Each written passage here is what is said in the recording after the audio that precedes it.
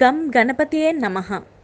గణపతి అనగానే మొట్టమొదట మనకు గుర్తొచ్చే ప్రదేశం కాణిపాకం. మరి ఈ కాణిపాక స్థల పురాణం ఏంటో మనం తెలుసుకుందామా? సుమారు 1000 ఏళ్ల క్రితం ఈ ఆలయ నిర్మాణం జరిగినట్టు చారిత్రక ఆధారాలున్నాయి. పూర్వం విహారపురి అనే గ్రామంలో ధర్మాచరణ పారాయణులైన ముగ్గురు గుడ్డి, మూగ, చెవిటి వాళ్ళు ఉన్నారు. కర్మ ఫలాన్ని అనుభవిస్తూ ఉన్న పొలాన్ని సాగు చేసుకుంటూ జీవించేవారు. ఒక దశలో ఆ గ్రామం కరువు కాటకాలతో అల్లాడింది. గ్రామస్తులకు కనీసం తాగేందుకు గుక్కెడు నీళ్లు కూడా దొరకని పరిస్థితి ఏర్పడింది. కరువును జయించాలని సంకల్పించిన ఆ ముగ్గురు సోదరులు తమ పొలంలో ఉన్న ఏతం బావిని మరింత లోతు చేయాలనుకున్నారు. ఆ మేరకు బావిలో తవ్వుతుండగా ఒక పెద్ద బండరాయి అడ్డుపడింది.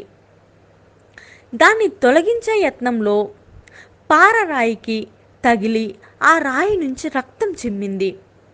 రక్తం అంగవైకల్య సోదరులకు తాకగానే వాళ్ళ అంగవైకల్యం తొలగింది. జరిగిన ఈ విచిత్రాన్ని తెలుసుకున్న గ్రామస్తులు ఆ స్థలానికి వచ్చి బావిని పూర్తిగా తవ్వి పరిశీలించారు. బావిలో గణనాథుని రూపం కనిపించింది. గ్రామస్తులు భక్తి శ్రద్ధలతో దాన్ని పూజించి స్వామివారికి కొబ్బరికాయలు సమర్పించారు. స్వామికి గ్రామస్తులు సమర్పించిన కొబ్బరికాయల నీరు కాని భూమి మేర పారింది. కాని అంటే ఎకరం పొలం అని అర్థం. అప్పటి నుంచి విహారపురి గ్రామానికి కాణిపారకం అన్న పేరు వచ్చింది. కాలక్రమంలో అదే కాణిపాకంగా మారిందని ప్రసక్తి. మీరు పుణ్యక్షేత్రాలు దర్శించేటప్పుడు కాణిపాక వరసిద్ధి వినాయకుని దర్శించి ఆయన పవిత్ర కృపకు పాత్రులు కాగలరని ఆశిస్తున్నాము. ఇలాంటి మరిన్ని వీడియోస్ మీకు కావాలంటే మా ఛానల్ని సబ్స్క్రైబ్ చేయడం మర్చిపోకండి. Thanks for watching.